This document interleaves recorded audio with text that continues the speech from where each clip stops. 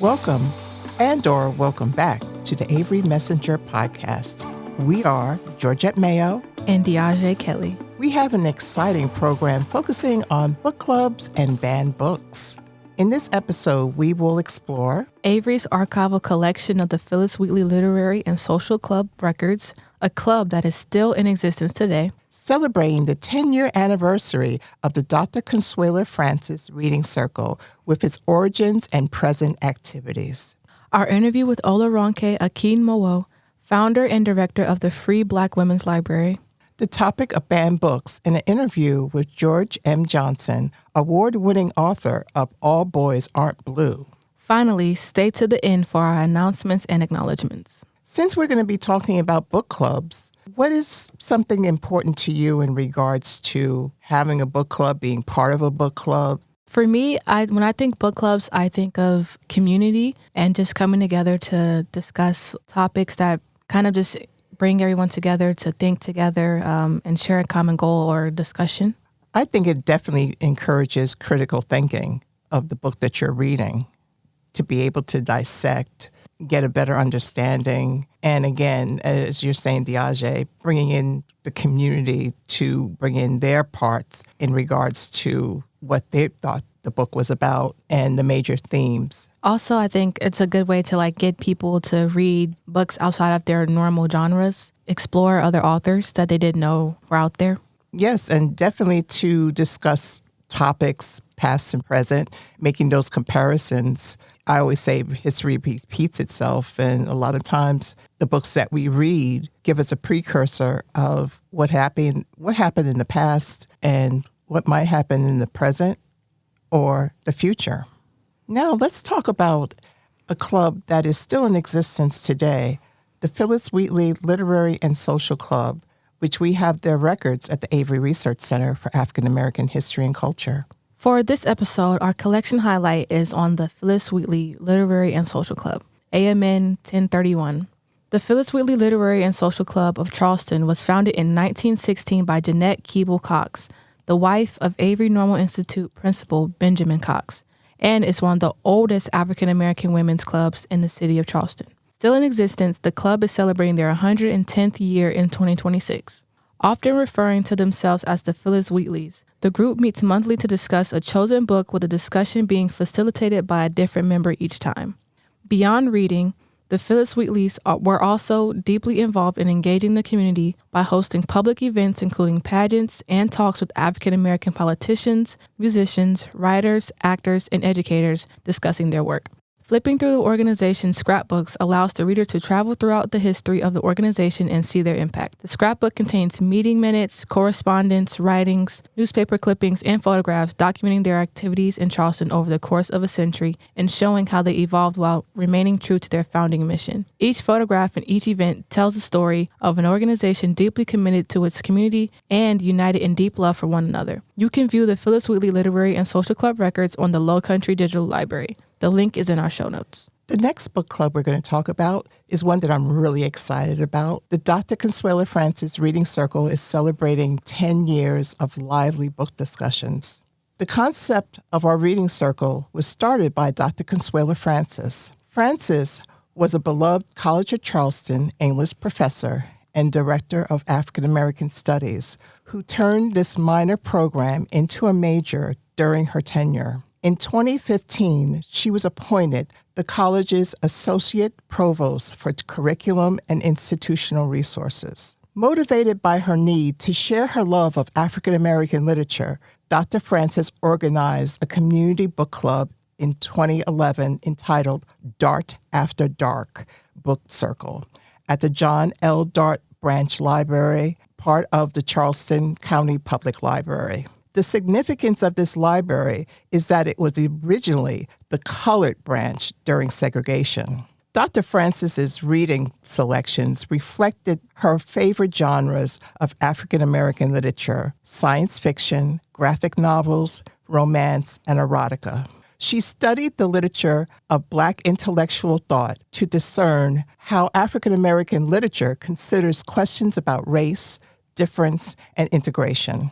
Octavia E. Butler and James Baldwin were among her favorites, and were the subjects of her scholarly books. When Dr. Francis suddenly passed in 2016, one of her dedicated book club members, Ms. Ruth Retired Rambo, whom I lovingly called the Miss Ruth Rambo, urged the Avery Research Center to continue this discussion group. Since we were already friends, her pleas fell to me. Several months after Dr. Francis' passing, we continued Dart After Dark with the branch library's assistance. The Dart Library selected our books each month for us to discuss, and we continued to meet there until 2019. Ms. Rambo and I felt it only fitting to rename the book club in Dr. Francis's honor. My youngest daughter, Zora, an avid reader, wanted to partake in the fun, so she joined as a co-host/facilitator. The reading circle became multi-generational, which made it unique. We rotated months discussing books, each bringing a different take on the literature.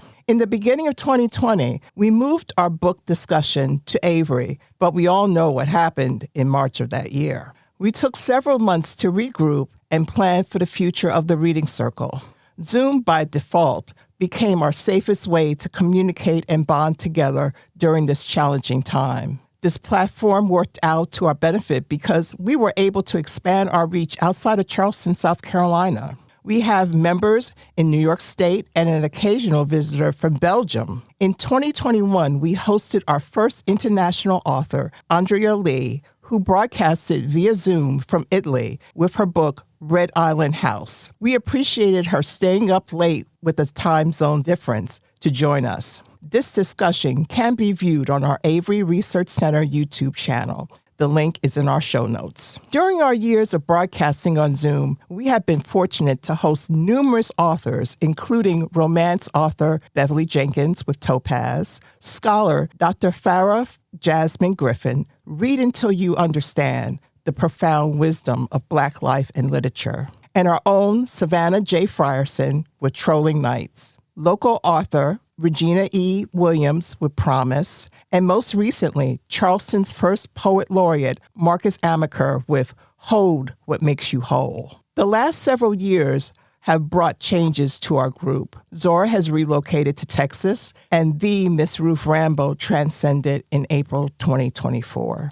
I miss their presence dearly. So it is simply me, proudly facilitating the Dr. Consuela Francis Reading Circle, bringing it into our 10 years of book discussions. We are planning special guest authors and events throughout the year to celebrate our milestone, and we encourage you to join us. Considering the current statistics indicating leisure reading is decreasing yearly, we are grateful for those that join us every third Thursday of the month via Zoom to take part in a vibrant discussion on a good book.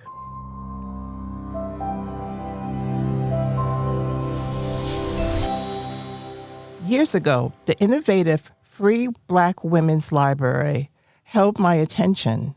The determination of its creator, OlaRonke Akinmowo, to collect books from Black women writers and distribute them for free to anyone who wanted them continues to be a true act of love. Sharing and enriching her love of literature with others is a noble endeavor. We are pleased to have Ola as our guest as she talks about the library's origin and its continued mission of providing books and its mutual aid to a Brooklyn, New York community. OlaRonke Akinmowo is the creator and director of the Free Black Women's Library, a social art project in Bedford-Stuyvesant, Brooklyn, New York, which features a collection of over 5,000 books written by Black women and Black non-binary folks. The library also offers a wide array of free public programs, a free store, period pantry, virtual reading club, and a weekly book swap. Ola is also an interdisciplinary artist who works in collage, papermaking, printmaking, book arts, and stop-motion animation, and is also a set decorator and dresser for film and television. Her art practice interrogates the constructs of beauty, safety, sanity, while prioritizing creativity, connection, and care in her approach. We welcome Ola. Good afternoon. I wanted to say thank you again for joining us today after a wonderful discussion on the 10-year anniversary of the Dr. Consuela Francis Book Club, as well as discussing what's happening in today with banned books. So before we got started, really, I wanted to know what inspired your love of reading? My love of reading started as a child. I was definitely one of the quiet kids, a little soft-spoken, shy, somewhat nerdy. And I think what happened was going to the library for the first time and finding books. They gave me a sense of comfort, and they gave me a sense of, providing me like a type of safe space where I felt like I could really be myself. I think that books are very special in that they offer you a relationship. They offer you a story. They offer you connection with very low risk. They gave me all those things. And it's that kind of, it continued on from there, whereas books kind of gave me a chance to travel to different worlds. They gave me a way to think about myself differently, to see myself in different environments. And it just kind of continued on from there, just like books just became my everything. Being in libraries became my everything. Reading just gave me a chance to really think deeper about my life and myself and my place in the world. So I think that's how it started.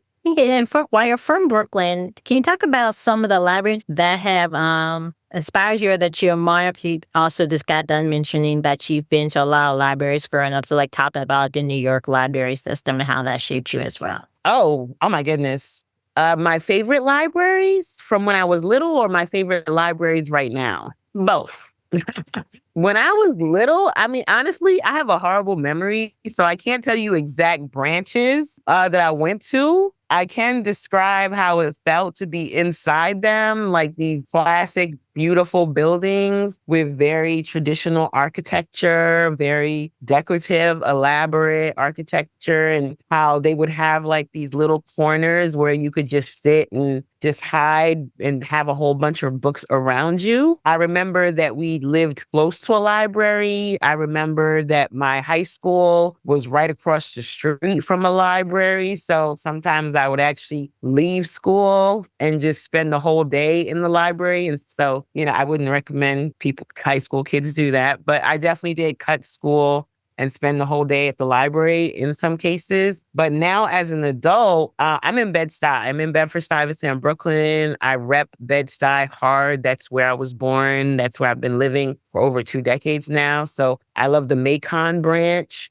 which is in Bed-Stuy, especially because they have a room, a African-American center within the library where they have like a little art gallery and just like books written by Black women, Black men, Black non-binary folks that you can come and check out. And in that space, they also have different programs.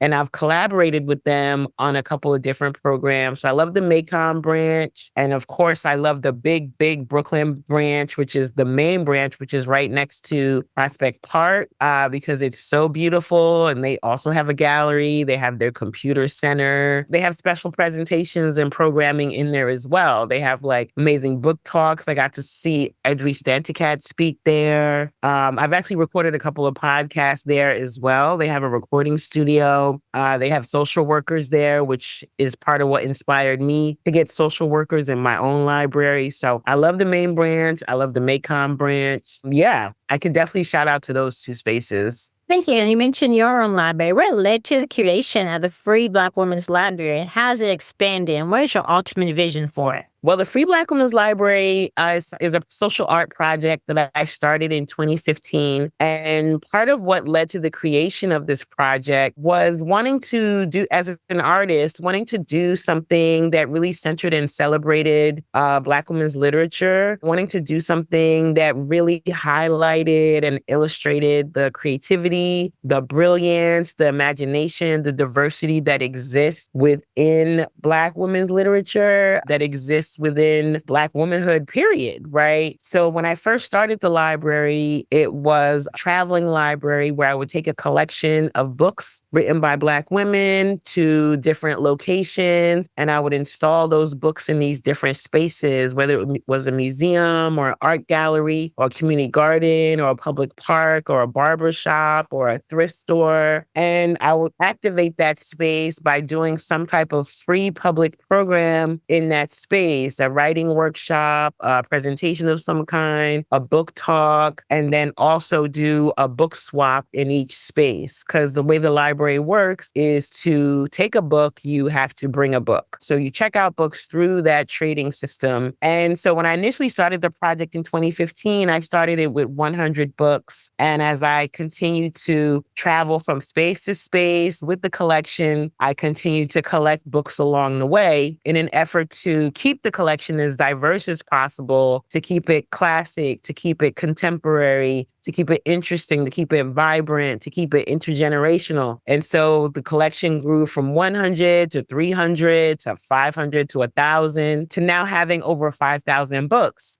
And in 2020, I had over 5,000 books in the space, and the pandemic happened. And I didn't want to continue doing the work in the same way because of the pandemic, and also because having a collection of over 5,000 books and trying to travel with them was just not sustainable, not practical, not logical, logistically. So I launched a GoFundMe to raise money for this space that I'm in now. And the idea was to raise at least $100,000 to have a space of our own. And I was able to raise the money, and I found this storefront in Bed-Stuy, renovated the space, and took the 5,000 plus books that I had in storage and installed them in the space. And so all of those different public programs, the book swapping, all that takes place within the space where we are now. And then in addition to the book swaps and the programs, we've expanded to becoming not just a library, but a community care space where we have a period pantry, a free store, a backyard garden, social workers, volunteers, literacy programs, different types of things that go on in the space to kind of offer ourselves up as a resource for the community. And it's been really good so far. I was also motivated to do something in Bed-Stuy specifically because I just love Bed-Stuy. It is the neighborhood that has shaped me as an artist, as a mom, as an organizer. And I really wanted to do something to honor this neighborhood. So I knew that the library had to be in Bed-Stuy. I'm sorry to interject. I just have to say, this sounds like the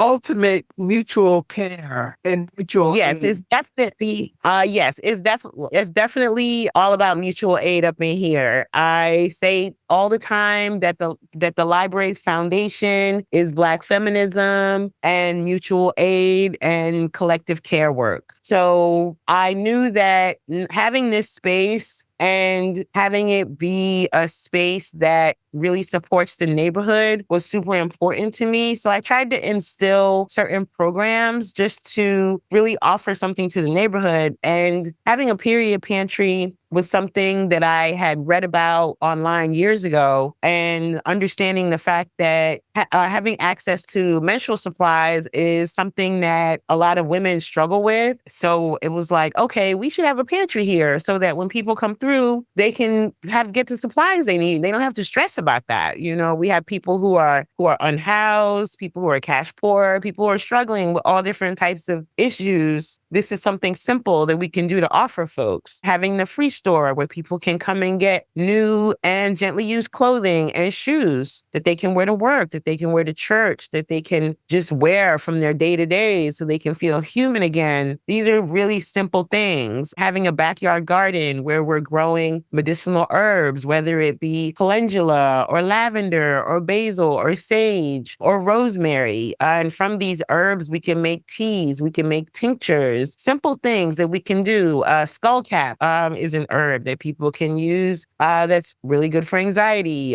Peppermint These are things that we can make and use here. We also have a sewing machine in the space. So for those who know how to sew, they can come in and they can use it to fix their clothing in different ways or make clothing. And we have coloring books, we have art supplies. And I know that for me as an artist, I know that being able to create and make things with your hands, that's something that can really nurture you spiritually. So having those art supplies, having yarn and knitting needles and crochet hooks so people can come in and make stuff. Like all these different things are like really small things, but they can make a big difference in someone's life. I know that these are things that have helped me in the past. So I figured since we have the space, we might as well use it in any way possible. So yeah, and now that we are going through a situation where people are struggling to find food, we have our neighbors next door who are Black Farmers Collective, who have been giving us free produce on Sundays, which is really nice. Gorgeous, incredible produce, collard greens, kale, mustard greens, onions, potatoes, beet, all for free for our community. So these little things are small because we are a small space, but I'm hoping that they make a difference for folks. You mentioned that you are also an artist and you had a residency with the Met. As an interdisciplinary artist, what is your research method and how do you decide what you include in your collages? Well, it depends on what I'm working on. A lot of my work is inspired by what is going on with me internally. I'm very much interested in the interior lives of Black women. And I feel like I'm my own best test subject, similar to many amazing ethnographic artists like Zora Neale Hurston. I examine my own life and I pour my own self into my work, whether it's dealing with the struggles of being a single mom or whether it's dealing with my own physical health. Those are the things I examine in my work. And in addition to that, I also get inspiration from the poems that I read, from the books that I read, whether it's Lucille Clifton or Gwendolyn Brooks or Octavia Butler. Sometimes I might read a line from one of their pieces and it'll just kind of spark something in my mind and send me down a rabbit hole. I do a lot of reading. I engage in a lot of conversation with the people who come into the library, who talk to me. And there are different things that come up that they might talk to me about that'll kind of send me down that same rabbit hole. So there's that type of non-formal, informal research. And then there's just reading, constantly reading all the time, reading, examining other artists, Betty Saar, Elizabeth Catlett, Fate Ringgold, Krista Franklin, Vanessa German, just thinking about the different ways that art can serve as a tool of power and a tool of transformation. That's what captivates me about making art. And then one of my final questions I had before Miss Mayo wraps us up is know that you're a big fan of Octavia Butler's work, and recently some of her books have been banned. So I wanted to know, what can we take from those who have come before us in dealing with the present moment on censorship? I think there's a couple of things we can take. One of them is the importance of cultural production. I think it's really important for us to keep writing, keep creating, keep making, keep affirming our existence by putting our thoughts and our stories out into the world. And I also think it's important for us to pay attention to what books are being banned, to what books are being censored, and ask ourselves why. It's really important for us to think critically as to why it is that certain voices, there's an attempt to silence certain voices. I think it's important for us to take note of this. In this present moment, there's an anti-intellectual movement that's taking place. There's this idea of erasing ideas around race and gender, especially. And I think it's important for us to make sure that all of these different books, whether it be Toni Morrison, whether it be Octavia Butler, Bell Hooks, June Jordan, all of these, Alice Walker, all these authors who are so-called on the banned book list. What's the reason? Part of my work with the library is making sure that people have access to these authors, right? Part of my work here is about making sure that people read these authors and not just read them, but engage in discussions around them and possibly be inspired to do something. Whether you're a writer, a filmmaker, a fashion maker, a songwriter, put your own thoughts out there, put your own voice out there, and push back against book bans, push back against censorship. I think critical thinking is key. And unfortunately, the way the literacy rates are in this country right now, it feels really extremely necessary to get folks reading. It feels like, I don't know if it's going to sound dramatic, but it feels like a matter of life and death to me sometimes to get folks reading, to encourage folks to read, whether it's a paragraph a day, whether it's an essay or short story or a little tiny piece of poem, to read, to exercise your brain, to allow yourself to be transformed. I think it was Toni Morrison who said that reading, or maybe it was Roxane Gay who said reading really changes your mind. It really awakens something in you. And I think book bans, the reason why book bans take place is because those who put those bans in place are trying to deaden whatever that is that books wake up in us. They're trying to eliminate it. They're trying to get rid of it. Part of my work is about pushing back against that idea, getting folks to read, getting folks to understand that Black women, Black people, our cultural labor, our creative labor, our intellectual labor is gold, and it cannot be devalued. It can't be erased. It can't be ignored. It can't be demonized, criminalized. It's just like really important. Like it's part of the lifeblood of who we are. It's part of what sustains us. And I love Octavia Butler. She's one of my spirit guides. I consider her one of my chosen ancestors and spirit guides. She's absolutely brilliant. And I'm always telling people to read her books. Thank you. This is Georgette Mayo. I facilitate through Avery a reading circle called the Dr. Consuela Francis Reading Circle. And she, in her life, introduced me to Octavia Butler. She was a professor here at the College of Charleston, which we're a part of. And she passed away in 2016. And so we're coming up on the 10th year, the Reading Circle. We carried on the Reading Circle in her honor because she had started a community book club also at a public library here in town. And speaking of books, from what I understand, that you, along with 20 Black women and film writers, have published a book called Pretty Little Brick. Mm-hmm. Yeah. Like that. Would you like to elaborate on that, please? Sure. So I was an artist in residence at the Metropolitan Museum, and part of that residency involved each artist in the cohort to create some type of project that offered an example of how art can be transformative. So one of the projects I did under that residency was to create a book. And there was this collective of Black women writers that called themselves the Sisterhood. A lot of the writers that I've already mentioned were in this sisterhood: Toni Morrison, Alice Walker, Ntasaki Shange, and so on. So the Sisterhood, they met in each other's homes and they would write together. And reading about them inspired me to start my own Black women writers collective. I saw them as a model of possibility, and I said, wouldn't it be cool if I use that as a template to create my own collective, and out of that collective, we come out with a book? So I collected about 10 different Black women from New York City area, and we met together 2 to 3 times a month for a year.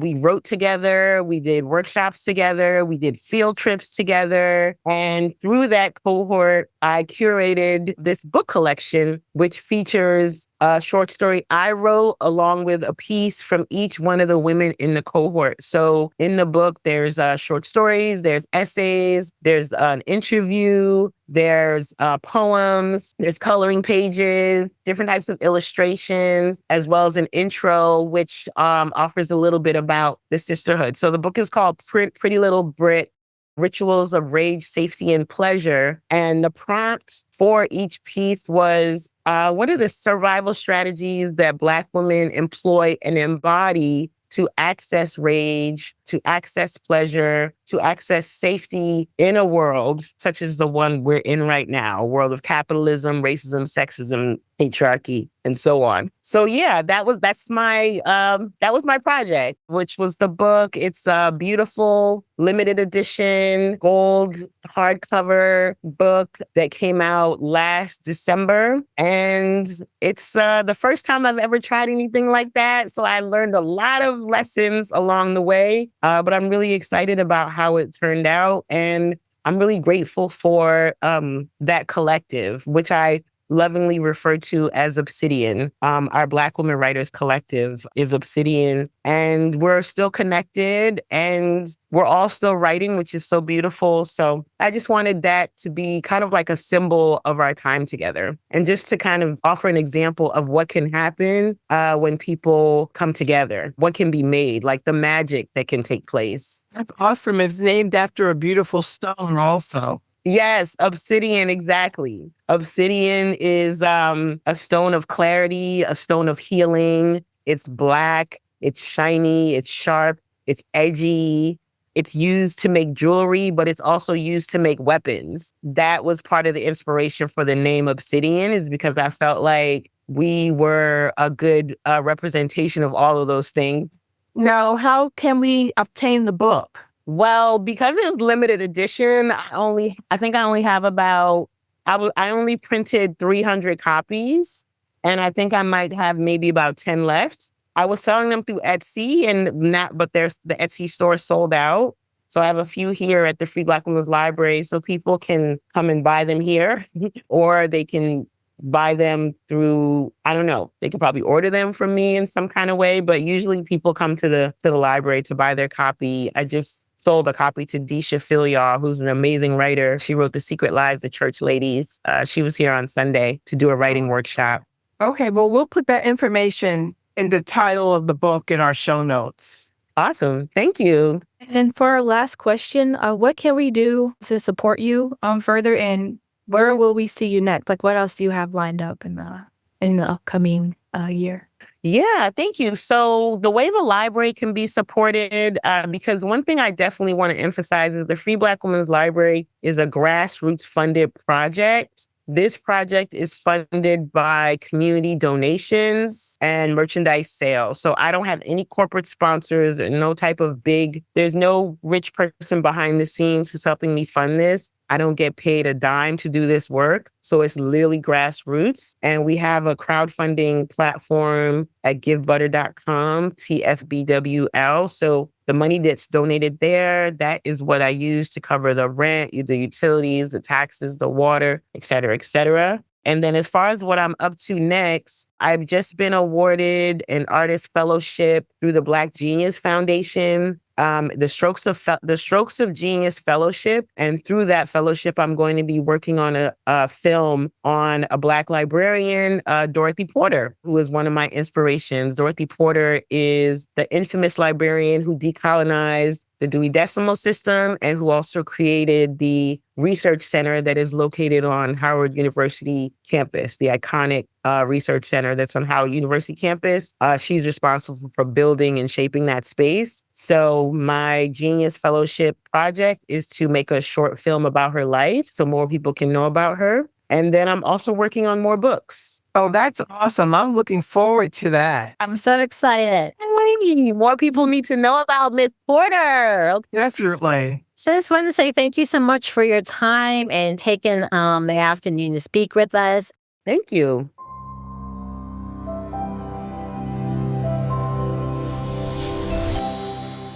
The history of banned books in the United States spans centuries. According to Harvard's website on this topic, the first banned book was Thomas Morton's New English Canon, opposed by the Puritan government in 1637. Yet, some of the most controversial books in history are now considered classics. Several banned books that became part of the literature canon are 1984 by George Orwell, The Color Purple by Alice Walker, Of Mice and Men by John Steinbeck, I Know Why the Caged Bird Sings by Maya Angelou, To Kill a Mockingbird by Harper Lee.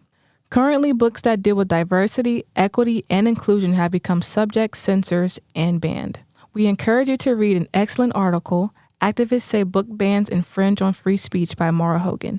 This article delves into the challenges authors face when there is opposition to their written subject matter, and how readers and activists are opposing these bans, particularly in the state of South Carolina. And now our interview with George M. Johnson, whose banned-book All Boys Aren't Blue became an award-winning bestseller. George M. Johnson is an award-winning Black non-binary writer, author, and executive producer located in Los Angeles. They are the author of the New York Times best-selling author of the young adult memoir All Boys Aren't Blue, discussing their adolescence growing up as a young Black queer boy in New Jersey through a series of powerful essays. The book was optioned for television by actress Gabrielle Union. As a former journalist, George has written for major outlets including Teen Vogue, Entertainment Tonight, NBC, BuzzFeed, and in 2019 was awarded the Salute to Excellence Award by the National Association of Black Journalists for their article. When Racism Anchors Your Health in Vice magazine, George was listed on the Root 100 Most Influential African Americans in 2020.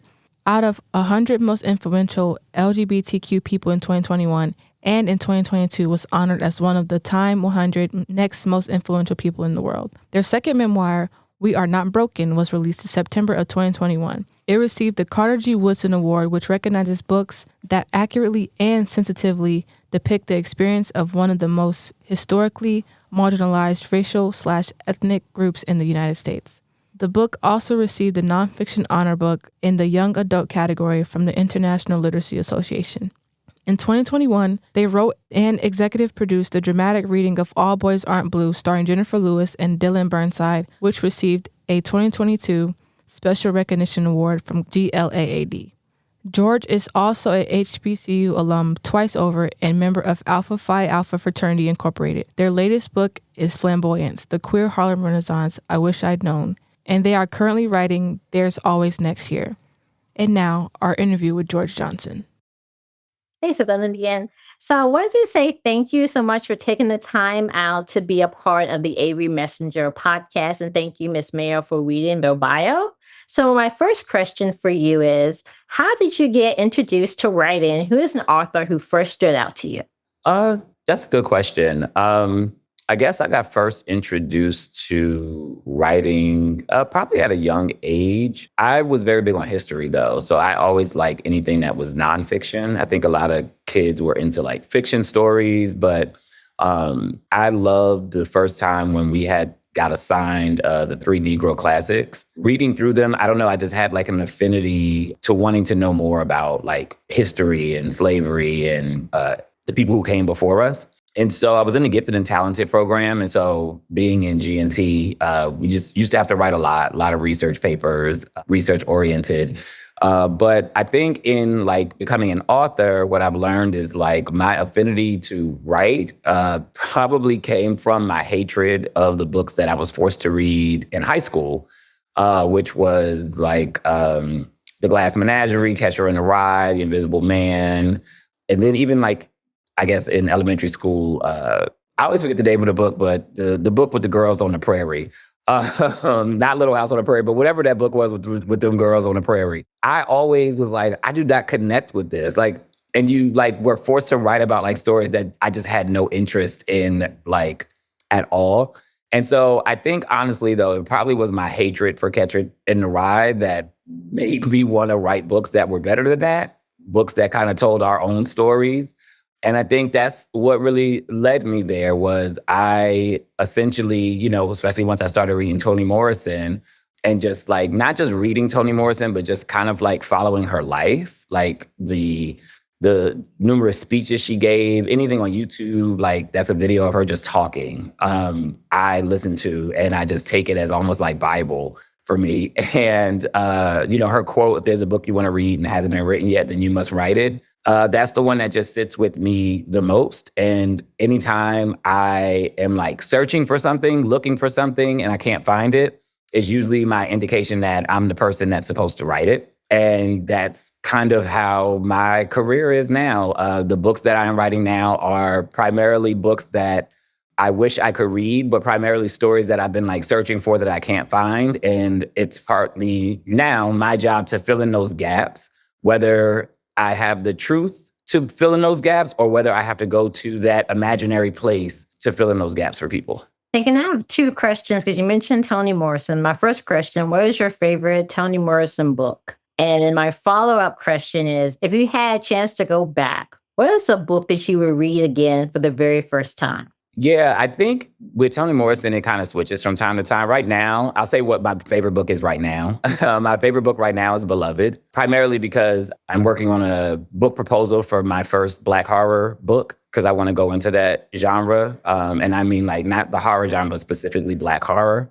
And so I've been reading that as kind of like my guide into like how you create characters from the past, essentially, and like how you really have to tap into, I'm not just gonna say like the atrocities of slavery, but how the choices that were made weren't really choices when you really think about it, because that kind of is what Black horror is. It's like a quote unquote, it's like you made a choice, but really did you have a choice in that moment when those things were happening to you? And so Beloved right now has been my favorite. That's a good question. If I could reread a book for the first time again. This is going to sound ridiculous, but as a memoirist, this book is the book that pushed me to understanding the power of transparency and vulnerability. But it's Corinne Steffen's Confessions of a Video Vixen.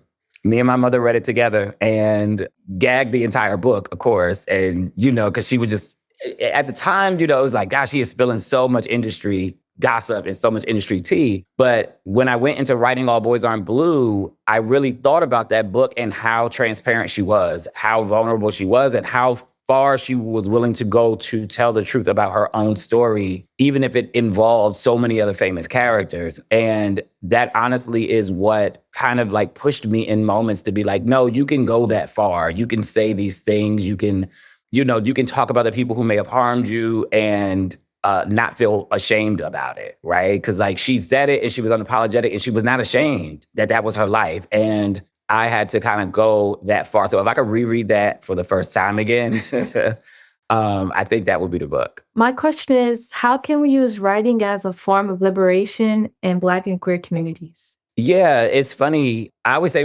writing is a form of liberation, right? And it's always been a form of liberation. I think how we have to use it in Black and queer communities or Black communities, Black queer communities, it's important that we tell our story. Transgender people existed in slavery. Even if that story is not told, that doesn't mean it didn't exist. Queer people existed in slavery. Even if that story hasn't been told, it doesn't mean it doesn't exist. And so I think about the liberating work of The Prophets, the book The Prophets, and by Robert Jones. I'm like, forgetting friends' names at this point because I'm in the middle of writing a book and I'm just creating so many names and characters. I'm like, I don't know anything. But The Prophets, right? It told a queer story during slavery, right? Like whether, and again, it's a fiction story, but there's truth to the story, right? Because these type of relationships and these type of loves existed during that time, right?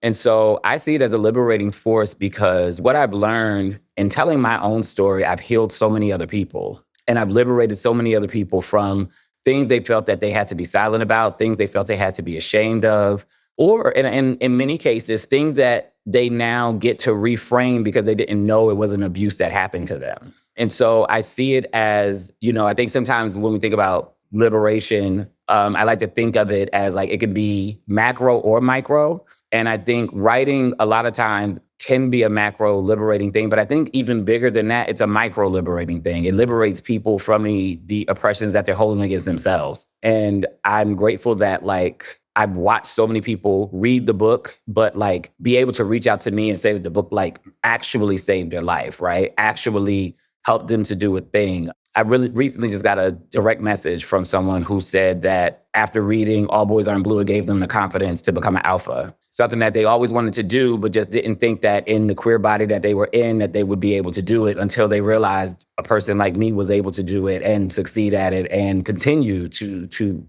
be in my organization and be a voice, despite some of the people in my organization who have issues with it, because I don't care. But doing that, I know like that's the type of liberating work that's being done. It's like freeing people's inner child in many ways. And I think that's just as important as like, prison abolition and so many other things, because people have to be able to be free from the things that they're holding on to themselves to be able to start to free others. Hi, this is Georgette. My question was about vulnerability. I really appreciate your honesty when you mentioned Corinne Steffens in regards to having the liberty to be vulnerable in your book. But I want to ask you a different question, if I am allowed to. Yeah. You are truly fortunate to have a supportive, queer affirming family. What a blessing. Do you have any advice for young people that do not have this kind of family support and that have not had the opportunity to read your book yet?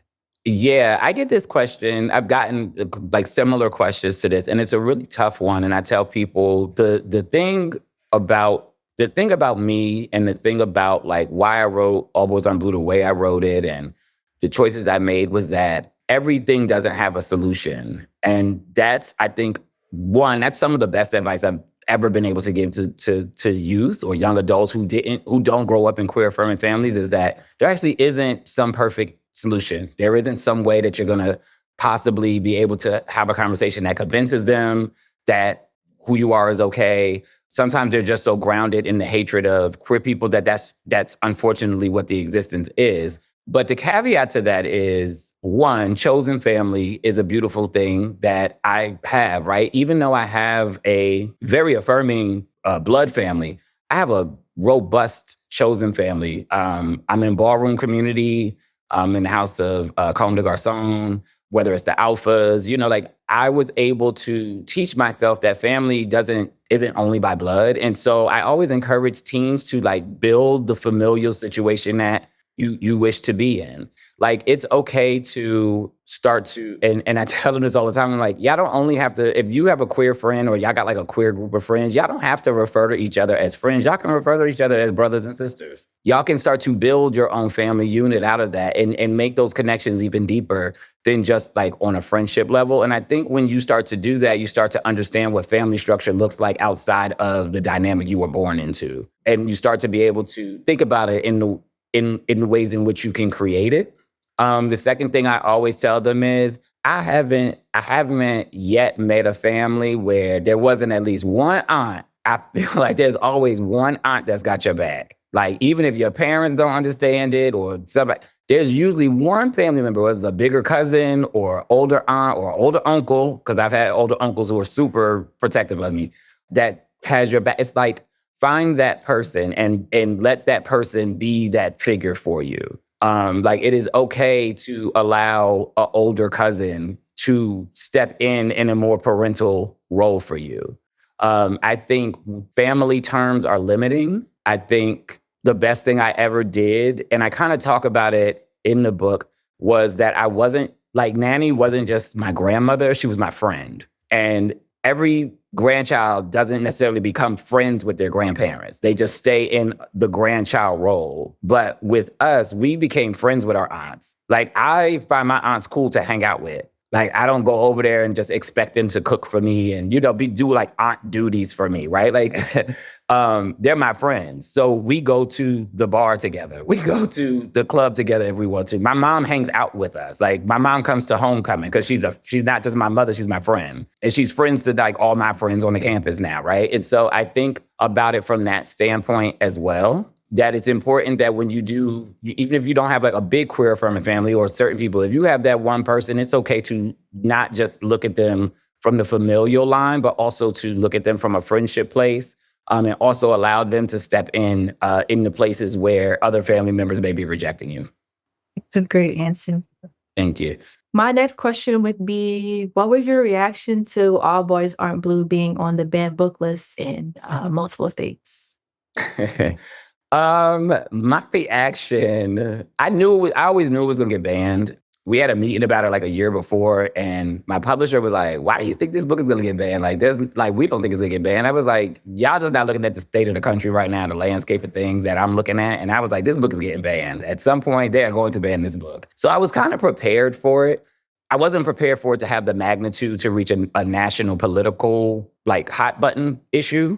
I'll say I wasn't as prepared. I was prepared for it, but I really gotta really jump into like activist mode with this one because it was just being attacked like across the country, a Senate judiciary hearings. Like, it really was being attacked in a way that I just never imagined. But my initial reaction was like that I couldn't believe that they were attacking a memoir. Like all I wrote was a true story, right? So it's like, if you don't want your kids to read a true story, I get it. But like at the end of the day, this was my story. And some of these things happened to me when I was a teenager. And teenagers should understand that these things can happen to them and how to navigate those spaces. But I came to realize maybe about a year into the fight that like the people who were banning the books weren't actually attacking my story because they had never read it. And so that kind of shifted my gears a lot to a place where I wasn't as like upset about it anymore. Like I wasn't as angered by it anymore, because at this point it's like I'm not actually fighting for my story. I'm fighting against an ideology. And that's a different type of fight, and that's a different type of mindset for me, because now I don't have to take it as personal. And so I think that's the biggest shift that happened. Was at first I took it personally. And I was going toe-to-toe, and my friends was going toe-to-toe with anybody online, state reps, house reps who was attacking me and like all of that. But then I had to realize like they actually aren't attacking my story because they've never read it.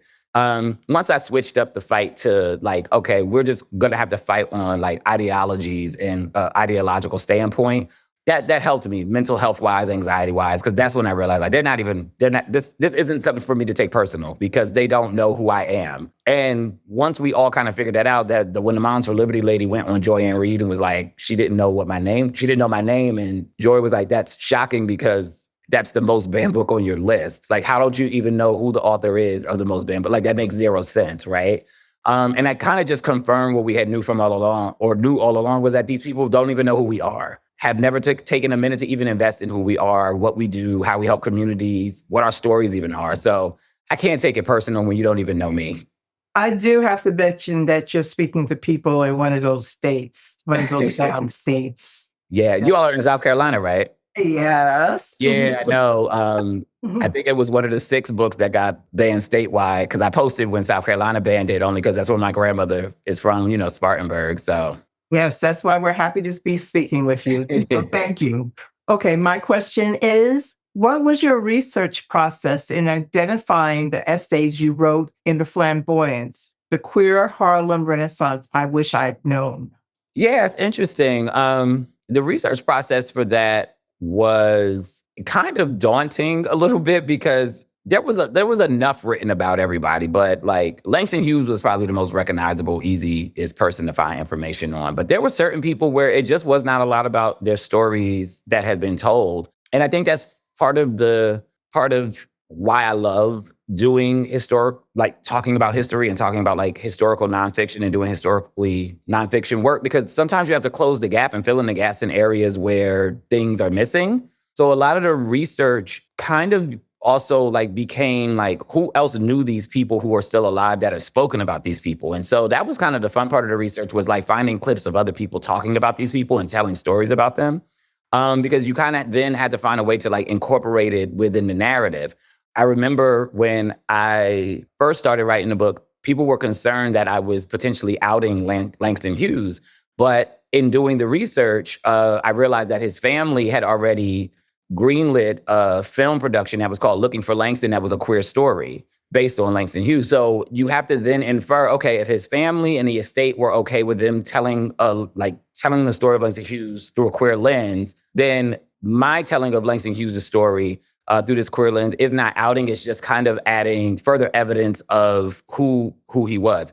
I think the bigger thing for me was having to go through the pieces of information that I did have and kind of decoding queer language within their writings and then within their texts, and using that in a way to verify their queerness. And I actually did run into an issue where there was an essay I took out the book. The essay was on Nella Larson, who wrote the book Passing, that became the movie with Tessa Thompson, probably like almost 90 years later, 100 years later. But I removed it because even though she had clearly she had queerness in the book and queer characters in the book, there wasn't enough about her for me to confidently feel like that was a community she existed in. And interestingly enough, she wrote Passing, it became a big hit, and then she just disappeared. So they really don't have like a whole lot of information. Like, she disappeared, moved to New York. Many of them think she went back to Passing because I believe she became a nurse and just lived the rest of her life as a nurse. Like, after having this huge book and this huge success, she just was went kind of back to like normal life. So I think that was also part of like the research process. Like you had to get like kind of like secondhand accounts of a lot of their lives, and then kind of like put the pieces together to try and make it all make sense. It was a lot of fun. Learned a lot about like I like older Du Bois. I did not like young Du Bois. He was very terrible during that time, in my opinion, of the movement work. But it's interesting because like if I hadn't written about County Cullen, I would have never found the letter that they have archived that he wrote to County Cullen where he blamed his daughter for County Cullen's queerness. That's just stuff we don't learn, right? And so that was like my favorite part of the research was like, oh, they got divorced, and like you read somewhere else, it's like, oh, they got divorced, and Du Bois wrote this letter, and then I'm like, oh, he wrote a letter. Let me Google and see if I can find the letter, and going through and then you find the letter and you read it, you're like, what in the world is this? Like, this is insane. But it's like that's the best part of research, like when one little thing makes you have to go search on a deep dive to find like what this is talking about. And so that's pretty much what the research process was like. A lot of scholarly journals and a lot of like deep diving into like historical archives at libraries and yeah. So I may be mistaken. I think it's either 12 or 14 different essays you have for the flamboyants. How did you settle on that number? And if you had more space, who was somebody you would have included? I settled on the number of how many people I could find. I think that's what's so interesting is like, I think I missed one. I can't remember what his name was. I like once it was all said and done, I had missed one, but it just wasn't easy to find people who who had confirmed their queerness. And again, I had to do a delicate job of like not potentially outing someone who, may have never once spoken about it or never once identified with it. So the number I settled on was the number I could find. Of people who actually had enough like biographical information out there that I could even compose an essay.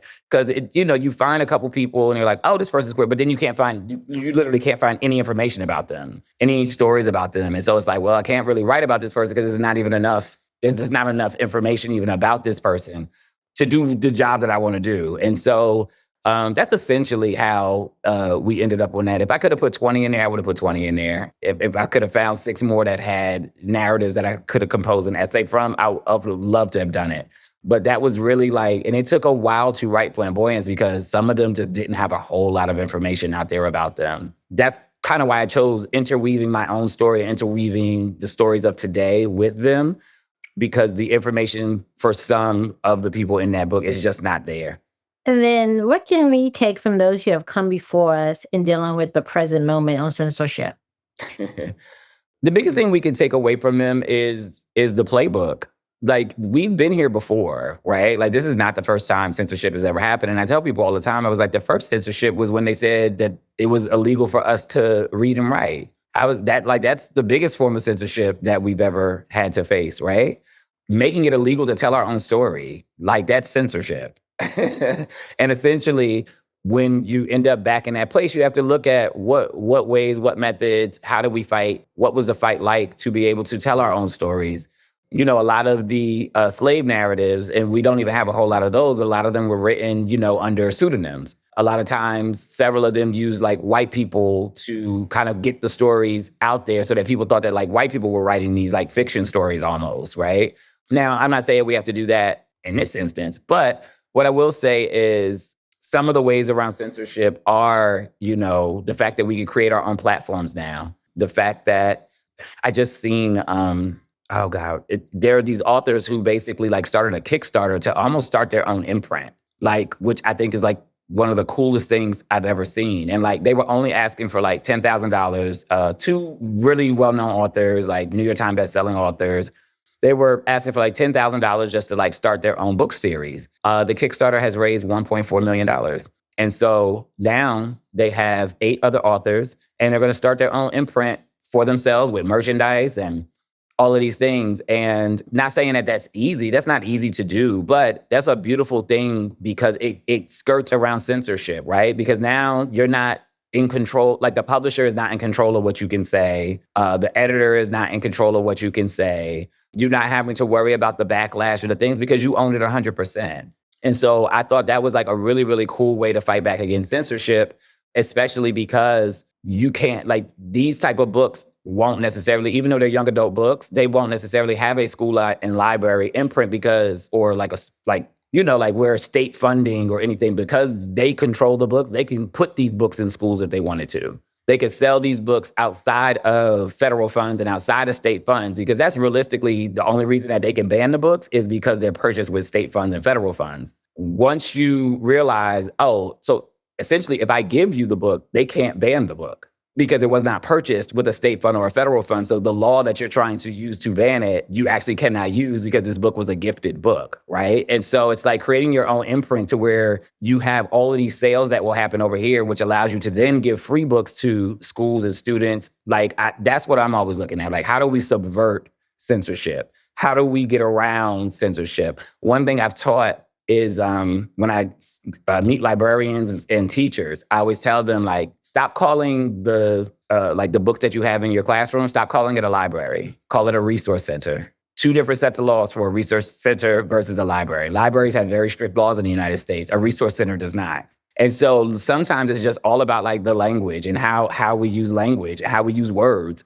That simply means that two different things have to govern the ways in which books get put in classrooms. And so that's what I'm always thinking about, is like, what are ways we can get around censorship and how can we use the playbook of old to be able to do it? So our final question for you is, how can we continue to support your work and what do you have planned for next?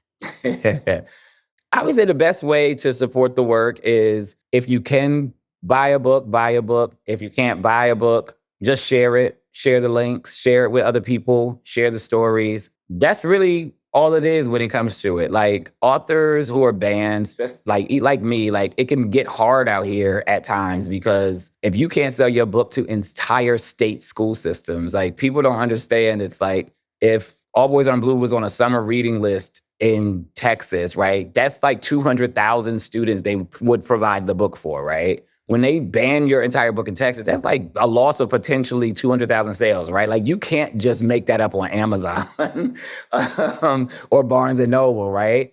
And so I think the biggest thing is still word of mouth, still pushing it that way. I always say, always support local indie stores, support Black bookstores. Like, they're the heartbeat of our community.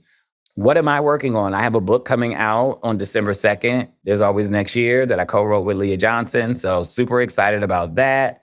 My adult memoir, which is the continuation of All Boys Aren't Blue, comes out next year. It's called If I Die Before I Wake. I'm hoping that my editor emails me today or tomorrow and says that it's finished, because I turned in the final draft and I'm tired.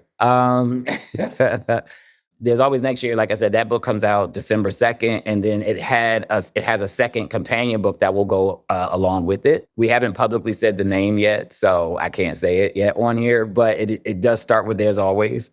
But I am turning in the first draft of that in 11 days. So working on books, and hoping to get one of them adapted, or two of them in 2026, option to be adapted into films.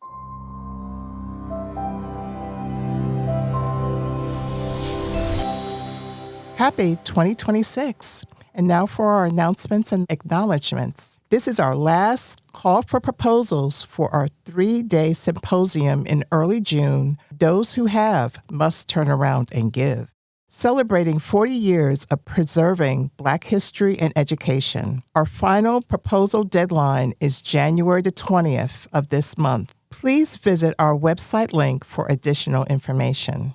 Our podcast editor is Dania Childress. Additional contributors are Nate Huber and Ver Meda. We gratefully thank our sponsors, the Andrew F. Mellon Foundation, for the production of this program, and our guests, OlaRonke Akinmowo and George M. Johnson. As always, we thank you, the listener.